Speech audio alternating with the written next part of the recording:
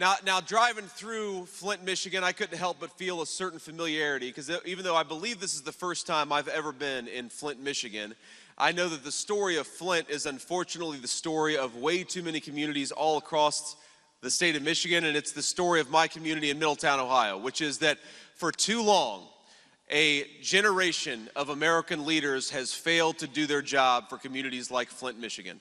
For too long, we have been left behind, we have been ignored, we have been neglected. We have had a generation of American leaders who have shipped American jobs overseas and brought in millions upon millions of illegal aliens. Well, in just tomorrow, that is going to stop, because when we bring Donald J. Trump back to the White House, we're going to put our citizens first.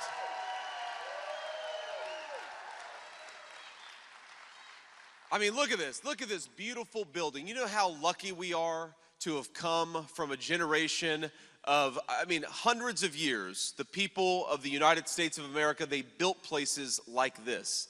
I'm overwhelmed by it. You know, you go all different places when you run for Vice President of the United States, but we're driving downtown Flint. And all I could think is, St. Paul's Episcopal Church. We know St. Paul's Episcopal Church. I'd never seen it before in my life. I drove by it on the way out here, and I thought, we have the most beautiful country in the world.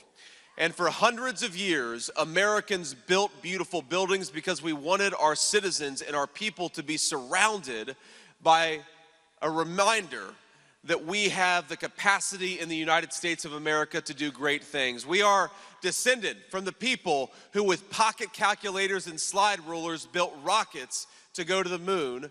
We are descendants of people who built this beautiful building, who built all of these wonderful structures in Flint, Michigan. But unfortunately, a generation of leaders like Kamala Harris have decided that we don't need to make enough of our own stuff in the United States of America anymore. And we know the consequences of it. We know that a generation of middle-class Americans lost their jobs.